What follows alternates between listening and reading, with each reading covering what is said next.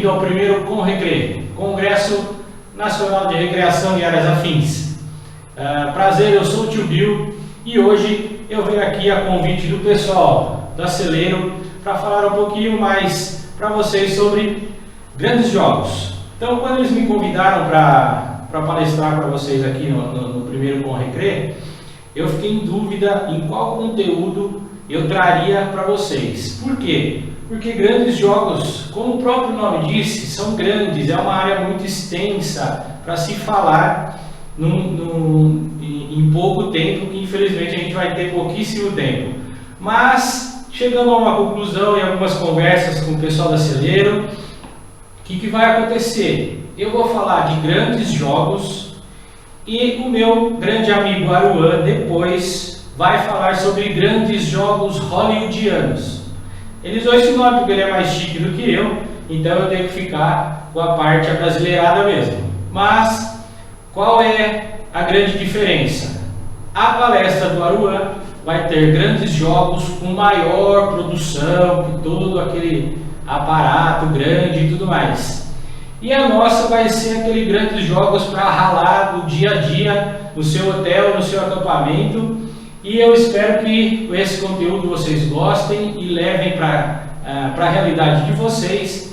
Lembrando sempre, eu sempre falo nos meus cursos o seguinte: o que o Tio Bill vai falar aqui, o que outro professor vai falar lá, o que outro professor vai falar em outro lugar, por favor, não levem a grosso modo, não fiquem só nisso.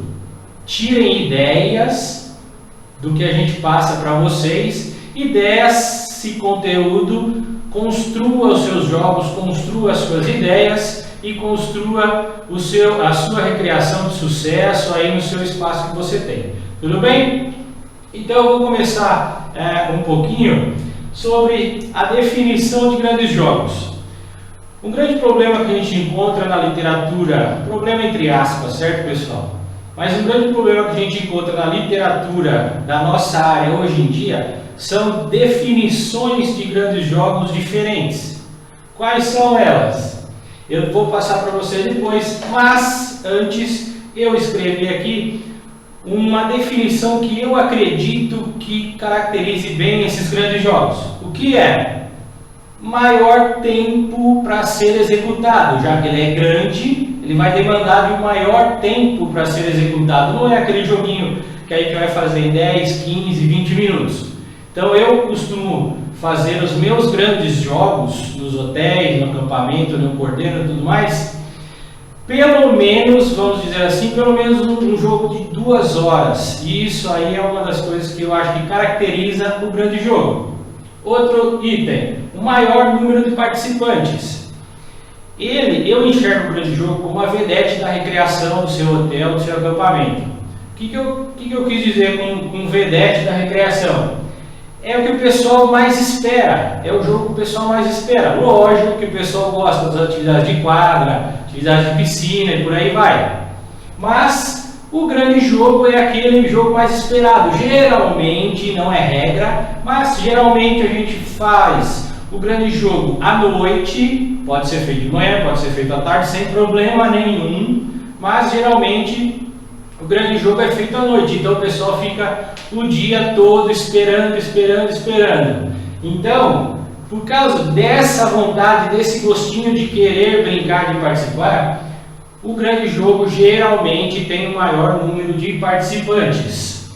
Ele precisa de uma maior produção para ser feito. Lá na frente do meu conteúdo, eu vou falar algumas coisas, algumas características a mais do grande jogo, e vocês vão entender o porquê dessa maior produção.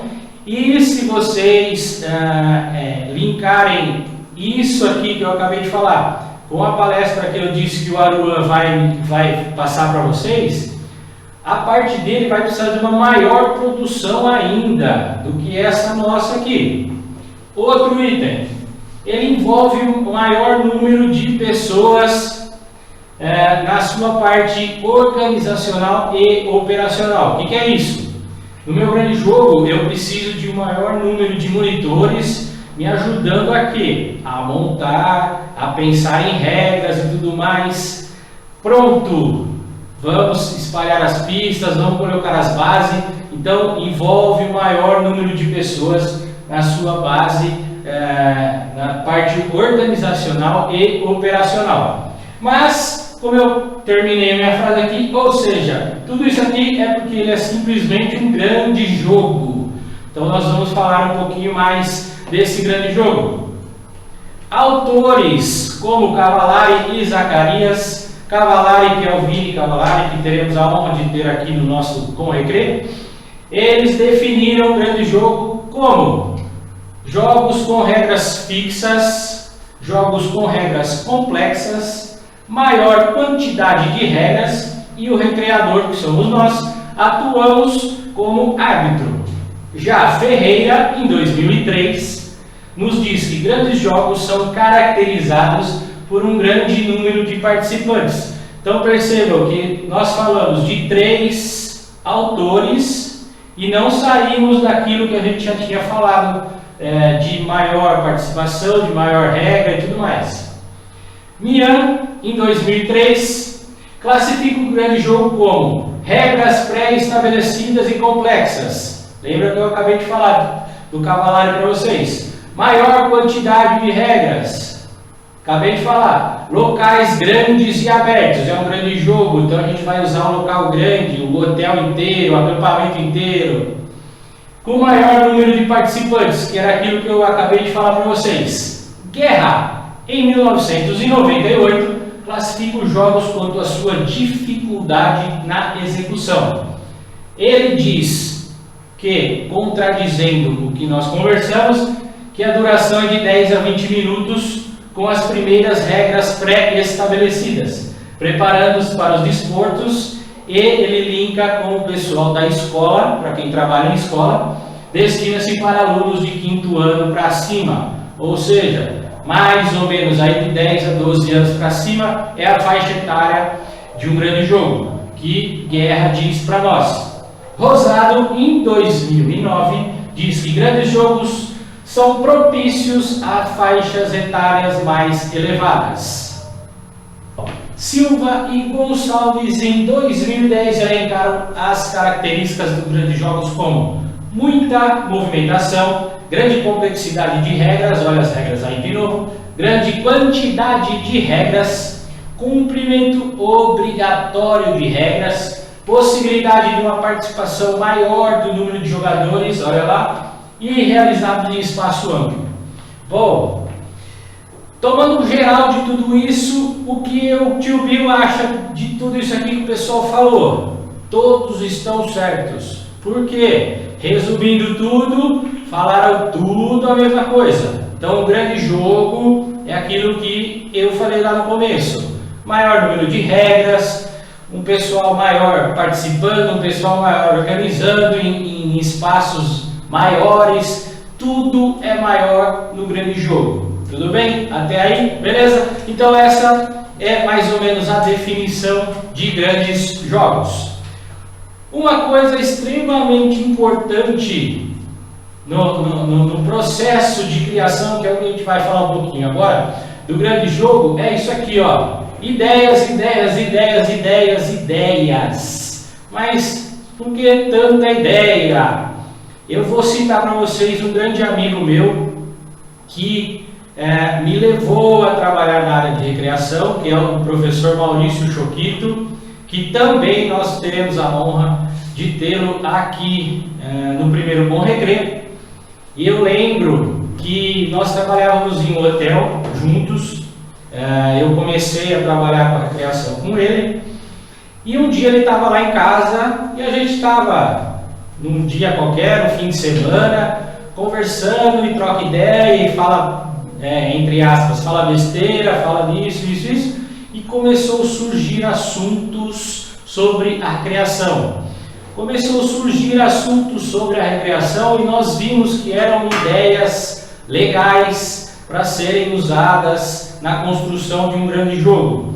O que aconteceu? Nós começamos a anotar todas essas ideias que nós estávamos conversando, que nós estávamos tendo. Aqui eu explico claramente para vocês. Anotem todas as ideias que vocês tiverem para qualquer jogo que seja, não necessariamente um grande jogo, mas qualquer um. Ah, vou criar um grande jogo, que é o nosso assunto aqui. Essa ideia não serve? Eu anoto e guardo lá no fundo da minha gaveta. Quando eu for criar novos jogos, pode ser que aquela ideia sirva para aquele jogo que eu vou criar agora. Então essa é uma dica extremamente importante. Nenhuma ideia é descartada sem antes ser muito bem analisada. Lembrando que eu falei, se não servir para o nosso grande jogo agora, pode servir para jogos futuros. Outra dica extremamente importante: nenhuma ideia é boba demais para ser usada em uma atividade com um fim lúdico. Tive uma ideia, vou usar um monitor meu para fazer um personagem vestido de cachorro quente. Se você encontrar isso de repente no centro da sua cidade, pode ser uma coisa meio esquisita. Mas de repente o meu monitor vestido de cachorro quente sirva para o meu grande jogo ou para outro jogo qualquer. Então nenhuma ideia é boba demais para ser utilizada dentro de uma atividade com um fim lúdico. Lembrem sempre disso. Vocês vão ter muito material para construir os seus jogos sem de repente nem perceber. Essas conversas, como eu disse com o Choquito, aconteceu na minha casa, mas pode acontecer com vocês numa lanchonete, na escola, na faculdade e por aí vai. Joinha?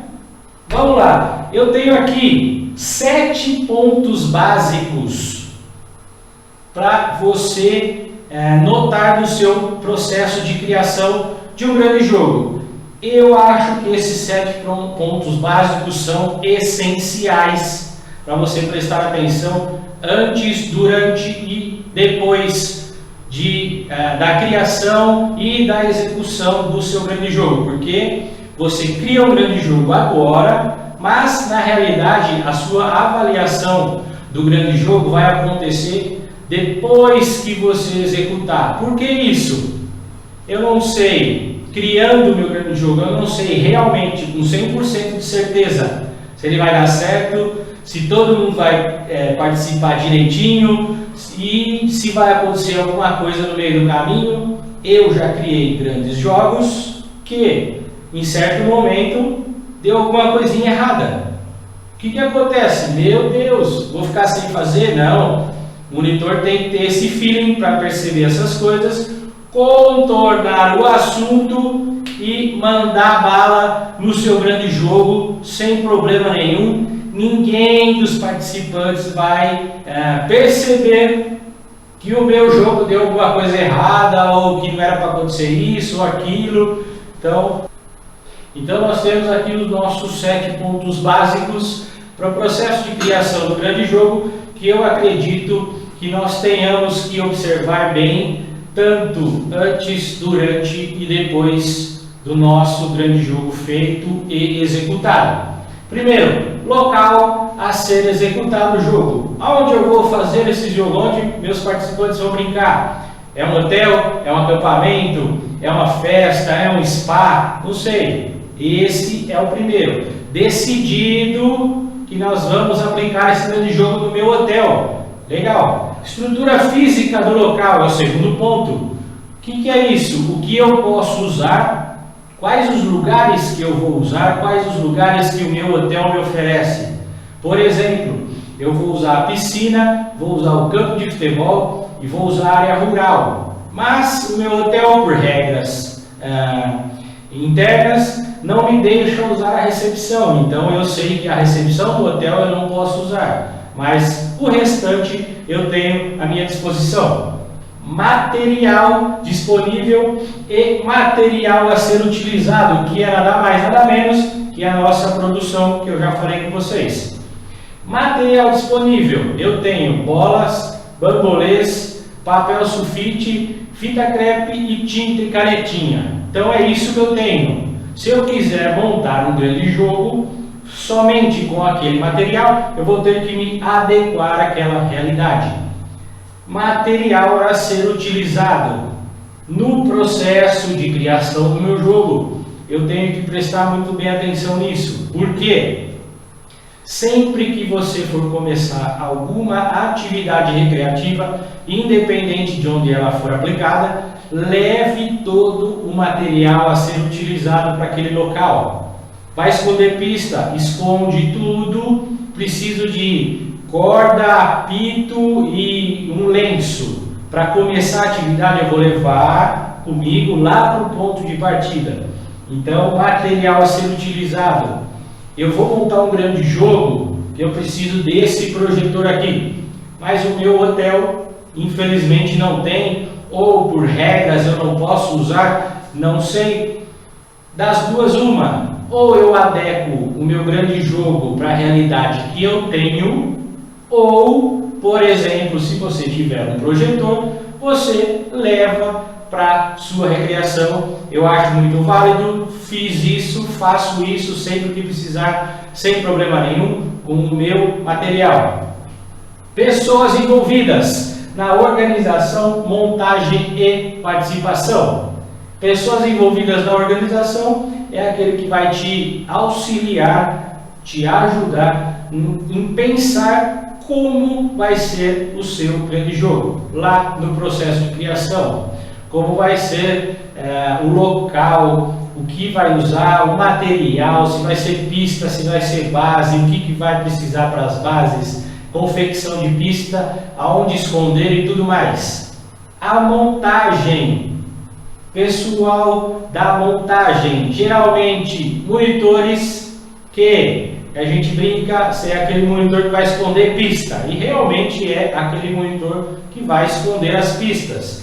Faço muito isso. O pessoal vai esconder a pista, ou o pessoal que vai servir de base vai se produzir e por aí vai. E a participação nada mais é do que os seus hóspedes no seu hotel, que nada mais é também que os seus clientes. Faixa etária dos participantes. Isso aqui é um item que é de extrema importância eu colocar para vocês, mas acredito que é um item muito delicado de se discutir. Eu, tio Bill, com mais de 20 anos que eu tenho na área de recreação e lazer, eu não acredito que exista um jogo específico somente para aquela idade. Como é isso? Eu não acredito que o meu grande jogo sirva apenas para crianças de 7 a 12 anos, por exemplo.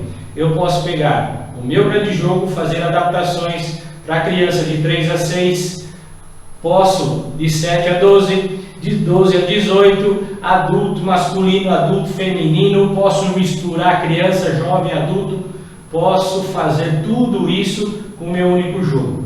Então eu não acredito muito, eu, tio Pio, muito bem, não acredito em faixa etária de participantes para aquele determinado jogo. Qualquer jogo serve para qualquer faixa etária, desde que tenham todas as adequações necessárias para aquela faixa etária. Lembrando sempre disso. Tempo de execução de jogo, que é isso? Quanto tempo vai demorar para eu executar o meu grande jogo? Lógico que nós estamos trabalhando com pessoas, geralmente com crianças, que é o pessoal da participação. Pode ser que eles demorem mais, pode ser que você tenha uma turminha que é mais agitada e demore menos. Então esse tempo de execução que você tem que pensar no seu processo de criação é um tempo sempre aproximado. Já falei para vocês, repito, falei lá no começo do nosso vídeo, que geralmente eu faço meus grandes jogos com uma média de duração de 2 horas. Pode ser mais, pode ser menos. E o sétimo item, que aqui não tem nada, que nós vamos falar no próximo slide. Então, levando em consideração todos aqueles pontos que eu acabei de falar para vocês, vamos colocar a mão na massa, ou mãos à obra.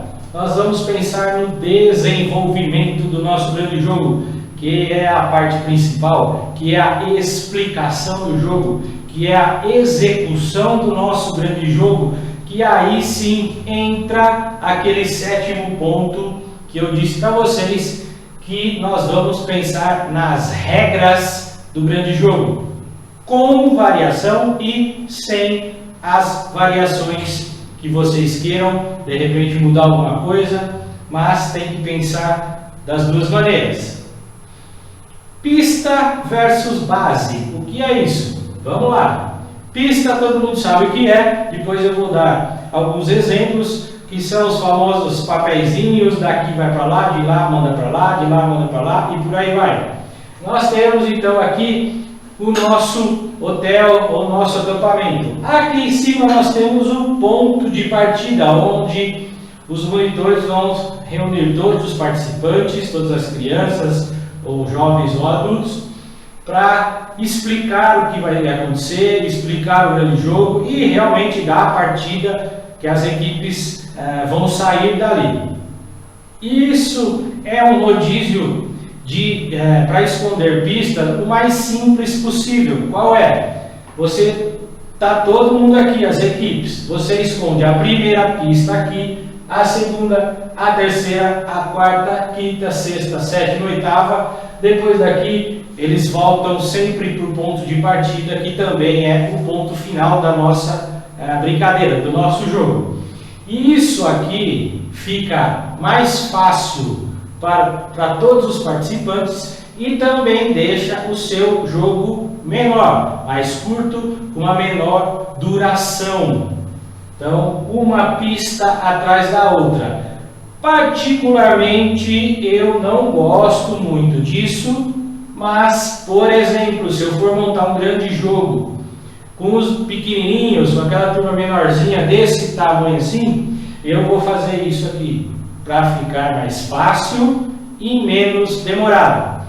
Para criança ou adulto, jovens, maiores, eu gosto muito de fazer isso, que o pessoal fala que eu judio demais das crianças, mas eu fico muito contente com isso. Ponto de partida, igualzinho o outro exemplo que eu dei. Estaremos todos aqui reunidos, vou explicar a brincadeira, vou explicar o jogo, o que tem que fazer, o que não pode, o que não pode. Divido as equipes e aí vai. Daqui eu saio, primeira pista, segunda, terceira, quarta, quinta, sexta, sétima, oitava e volto para lá. Que, como eu disse, além do ponto de partida, também é o ponto final da nossa atividade. Deu para perceber a grande diferença? Por que esse jeito aqui, o nosso jogo vai ficar maior, com mais tempo para ser executado? Porque naquele outro exemplo você vai fazer isso aqui e vai seguindo as pistas. Esse aqui você vai seguir as pistas também. Só que você vai ter que sair daqui, cortar todo o hotel, vir aqui. Achou uma pista? Essa pista vai mandar para cá, essa para cá. Então você vai estar sempre cruzando o hotel inteiro com os participantes. Eu gosto muito desse jeito, leve para você, adequem à sua realidade. Bases, lembra que eu falei lá atrás, pistas ou bases? Pista é aquilo lá e bases é isso aqui. Mas exatamente o que é isso? O meu jogo, se eu tiver só base, eu esqueço todas as pistas, eu não vou precisar confeccionar papel, escrever, fazer enigma, nada disso. Eu vou ter monitores como bases, ou seja, entre aspas, os meus monitores vão servir como pistas.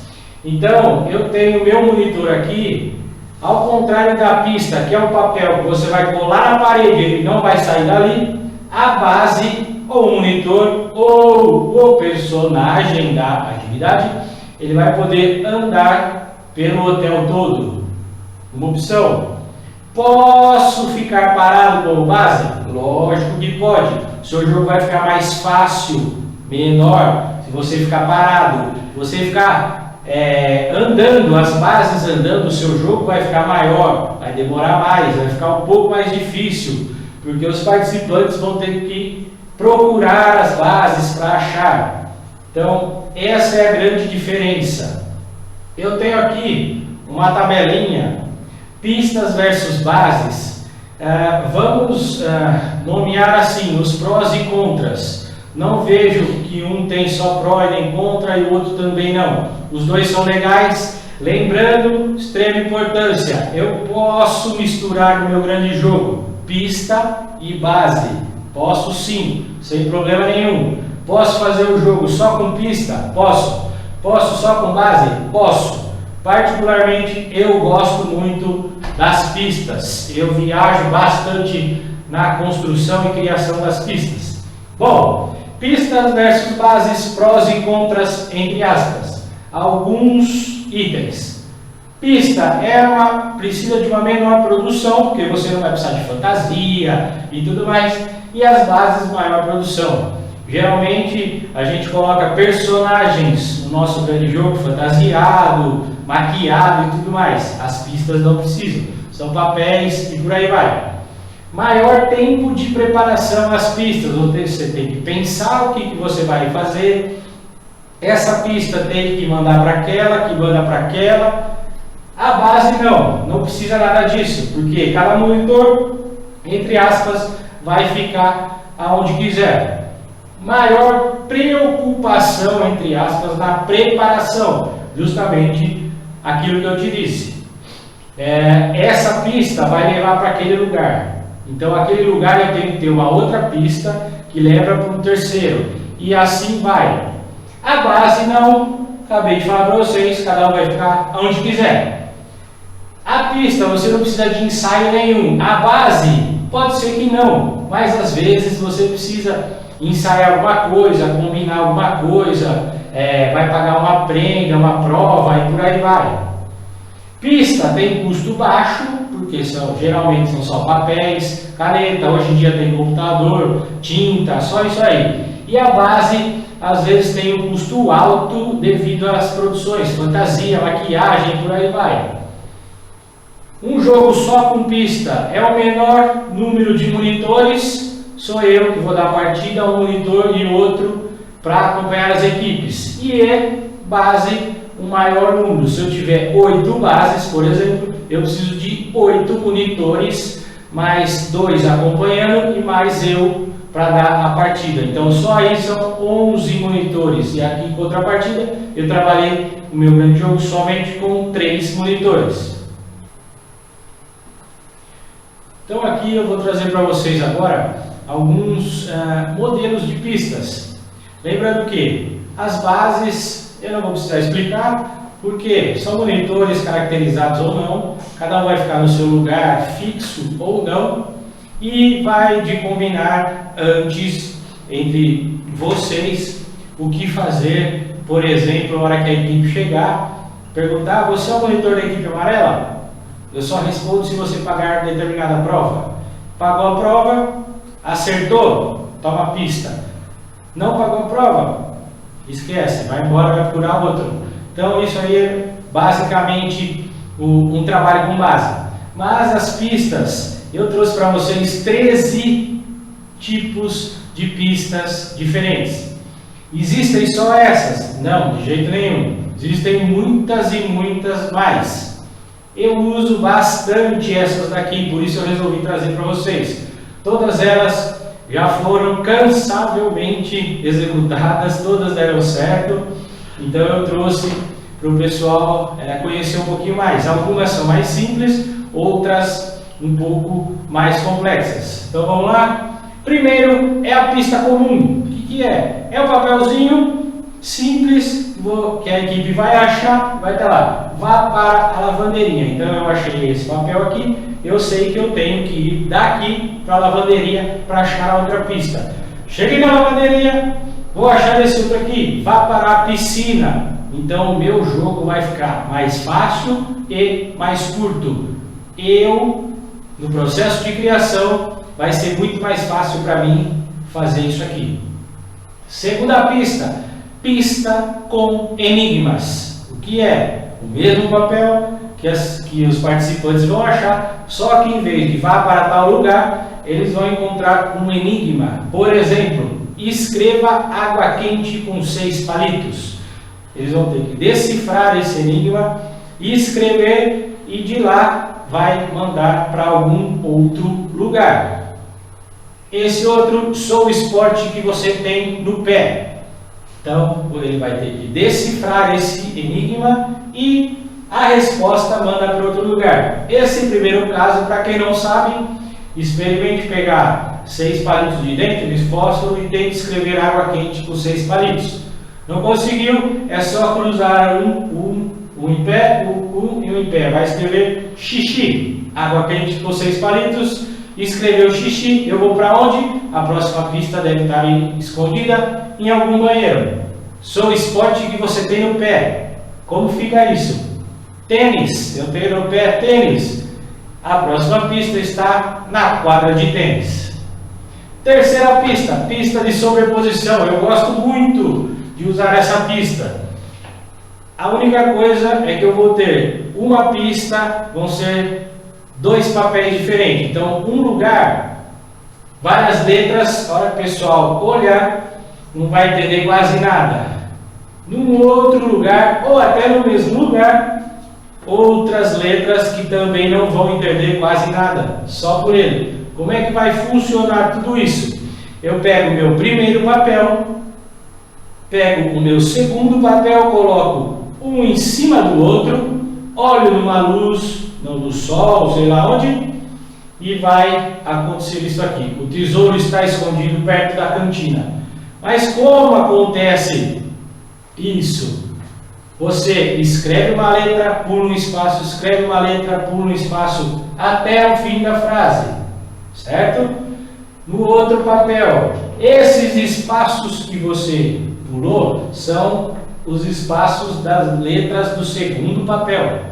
Então, mesma coisa, escreve uma letra, pula um espaço, quando você colocar um em cima do outro, vai ter a frase toda escrita. Pista 4. Pista oculta. O participante vai achar um papel desse jeito aqui, branco ou não. Essa pista exige uma pré-preparação, porque você vai ter que escrever o que você quiser aqui, ou desenhar, ou escrever com o suco do limão. Deixa secar bem, ele vai ficar um papel em branco. Lembrando sempre, não só para essa pista, mas para qualquer coisa, segurança dos participantes em primeiro lugar. Por que eu digo isso? Achou o papel, você vai ter que ter uma vela, um isqueiro ou um fósforo na mão para acender essa vela. Para quê? Você vai passar a vela por baixo do papel, aquela fuligem preta que sobe da chama da vela, vai aparecer certinho aonde você escreveu. Nesse caso, vocês não acharão a próxima pista, porque ela está estacionada. Essa aqui manda para o estacionamento. Então, é um exemplo muito bom. Antigamente, não querendo falar que eu sou velho não, tá, gente? Mas nós usávamos não a vela, mas naquelas lâmpadas incandescentes que tinha aí pelo hotel inteiro, é só colocar em cima. Hoje em dia, aquelas lâmpadas não existem mais. Então a gente usa a vela. Pista com desenho. Bem legal, bem interessante. O único, entre aspas, problema é você vai ter que ter um desenho do espaço que você vai aplicar essa atividade. Se for no hotel, você vai ter que ter um mapa do hotel, acampamento e por aí vai. Isso aqui é mais ou menos um mapa lá do acampamento que eu coordeno, mas nós usamos isso. Cada equipe vai receber um mapa desse, igual, e as pistas são esses quadradinhos. O que é isso? Entrega a primeira pista, vai ter esse quadradinho aqui. Eles vão ter que achar no mapa aonde está esse desenho. Nesse caso, é o cantinho aqui da quadra. No segundo caso, essa partezinha aqui da porteira. Isso aqui é uma pista de equitação, isso aqui é um pomar. Então, é isso aqui. No terceiro caso, é bem aqui, ó, na casa sede nossa. Na quarta, é nesse portão que nós temos entre o pomar. Então, a primeira pista está aqui, a segunda eles vão ter que correr até aqui, a terceira até lá e a quarta até aqui. Então, essa é a pista com desenho. Sexto tipo de pista, pista com objeto. Isso aqui é muito tranquilo. Você pode usar cartões ou realmente objetos, né, de acordo com o local que você quer que a sua equipe vá. Por exemplo, uma orquídea, eles vão achar uma orquídea, quer dizer que a próxima pista está no orquidário. Uma televisão, próxima pista está na sala de TV.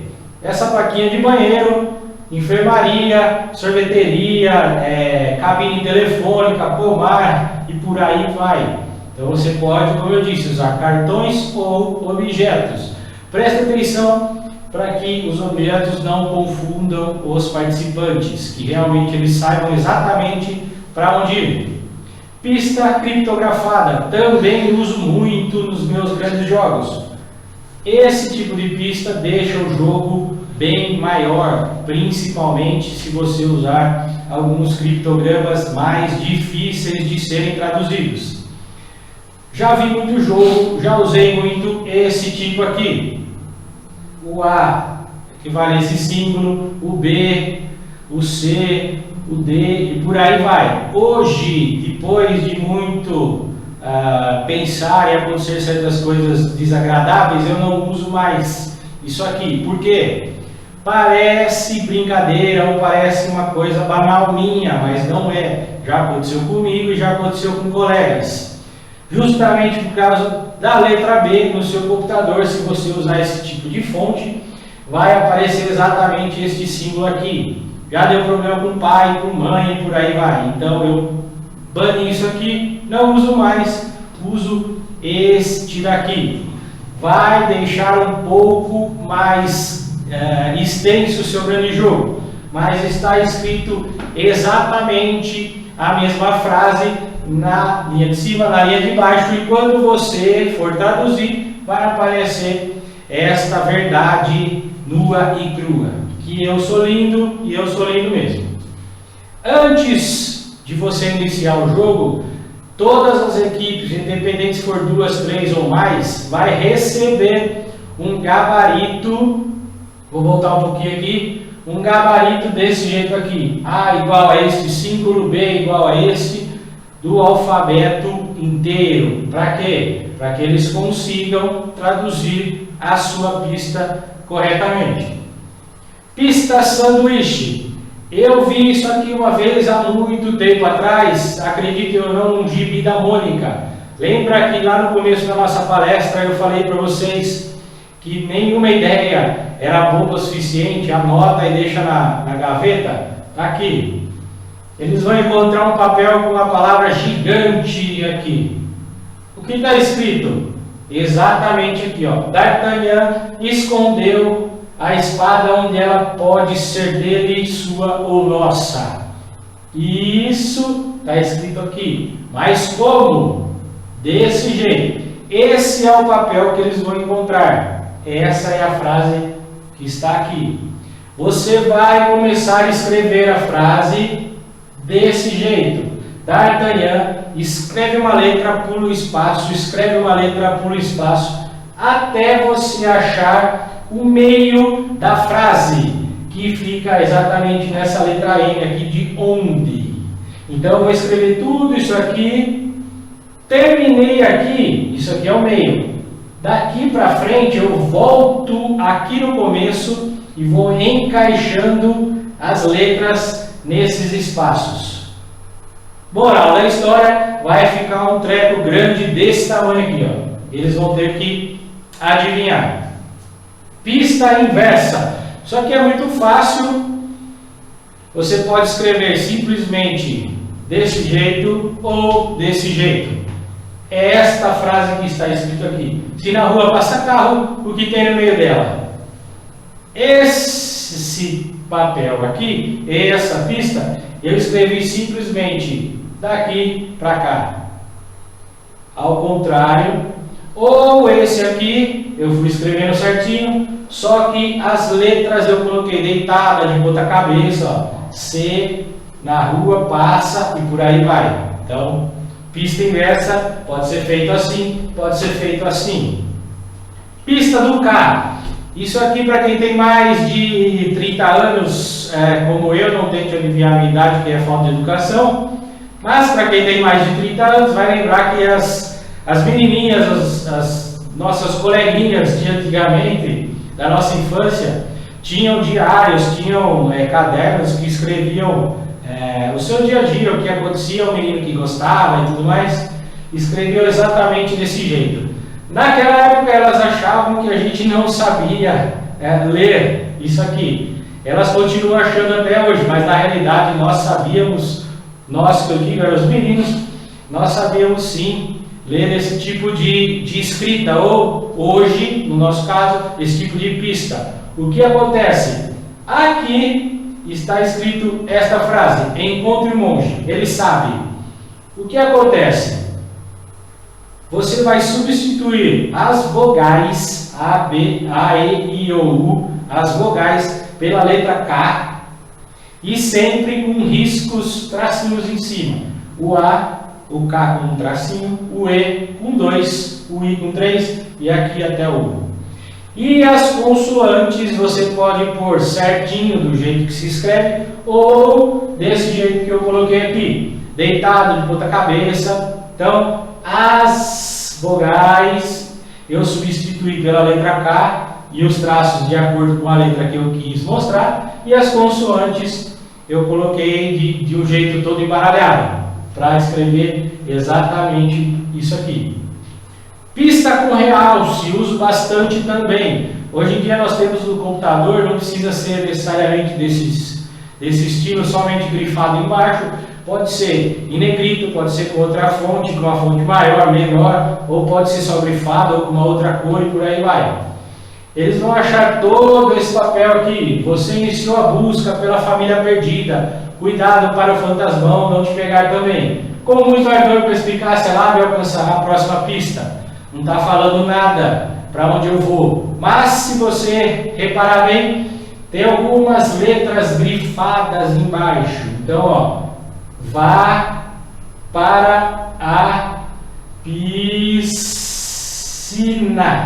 Então, vá para a piscina, eu realço as letras que eu quero de acordo com o lugar que eu quero que eles vão, que a equipe minha vá.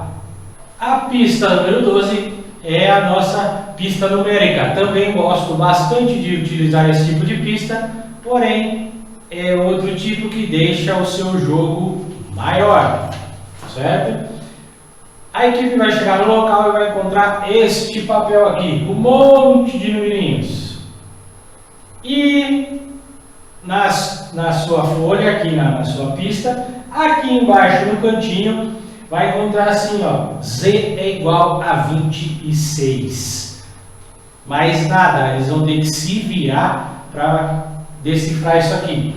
Como é que funciona? Eles vão ter que pensar, por exemplo, número 3. O que é o número 3? É a letra C. A, B, C. Número 17. Só contar qual a letra é. E decifrar esta pista.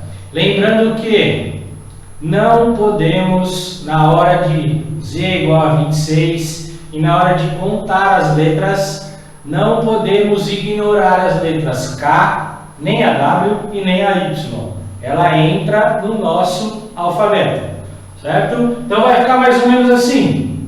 Esse papel eles vão receber aqui embaixo. Z é igual a 26. Lembra que eu falei? Número 1 equivale à letra A, número 2 letra B, número 3 C e assim sucessivamente. Então eles vão ter que ir contando as letras e escrever isso aqui. Esse gabarito eu não entrego, certo, gente? Só isso aqui. Nesse papel está escrito: o crucifixo está no salão tropical. Ou seja, número 14 corresponde à letra O no nosso alfabeto. Número 3, letra C. Número 17, letra R. Número 20, letra U. e assim sucessivamente. Nesse caso eu escrevi uma frase, posso escrever uma página inteira, um texto desse jeito assim. Lembrando que vai deixar um pouco maior o nosso jogo, mas quando, principalmente as crianças, quando elas pegam o jeito da coisa, vai rapidinho para decifrar essa pista. E a nossa última pista, a 13ª que eu trouxe para vocês, são as pistas com figuras. Como é que funciona? Achei esse tipo de pista geralmente em livrinhos de caça-palavra. Hoje em dia tem nessas lojas de R$1, de R$1,99. Tirei a ideia de lá e trouxe para o meu grande jogo. Vai funcionar desse jeito. Eles vão achar um papel com tudo isso aqui.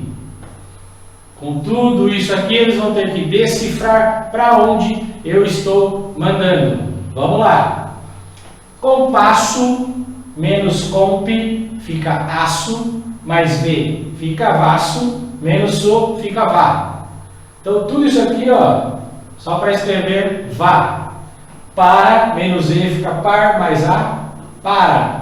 Vá, para. Quadrado menos do, quadra, vá, para. Quadra, dedo menos do, de. Pai do pai é igual a vô. Mais leite menos T, lei. Vôlei. Vá para a quadra de vôlei. Então, tudo isso aqui eu usei para escrever essa frase. É um pouco mais complicado para nós que estamos na parte de criação montarmos esse tipo de pista. A gente tem que achar as figuras que a gente quer e entre aspas, decompondo a palavra, colocando, tirando letra e por aí vai, para formar isso aqui. Mas é uma pista bem legal, uma pista bem aceita pelos participantes. Então, pessoal, é isso. Eu espero que vocês tenham gostado da minha palestra sobre grandes jogos. Lembrando novamente que meu amigo Aruan vai falar, ou já falou para vocês, sobre grandes jogos hollywoodianos, com uma produção bem maior que essas nossas aqui. Mas o que eu passei para vocês foi uma experiência de mais de 20 anos na parte de recreação que eu tenho. Já apliquei, como eu disse, todas essas pistas com base, com pista, misturando pista com base, fazendo todo aquele auê, e o meu grande jogo, graças a Deus, sempre deu certo. Lógico que às vezes algum erro no meio acontece, mas nós recreadores, a gente vai corrigindo, vai contornando, e muitas vezes o pessoal que está participando nem percebe. Tenho aqui os meus contatos, se vocês quiserem entrar em contato, fiquem à vontade. Estou aqui participando do primeiro Com Recre. Espero encontrar vocês nos próximos congressos Com Recre do pessoal da Celeiro, que estão extremamente de parabéns pela organização e pela idealização desse congresso. E também espero encontrar vocês em alguns outros cursos online ou presenciais. No meu site www.tiobill.com.br você vai achar uma seção somente de grandes jogos. Lá você entra, acessa o grande jogo, tem tudo explicadinho, material, como é que funciona, a regra, a pista e por aí vai. Fiquem à vontade, estou à disposição para o que precisarem. O pessoal da Celeiro também, tenho certeza que está à disposição durante e depois do Com Recre. Certo, pessoal? Um abraço e até a próxima.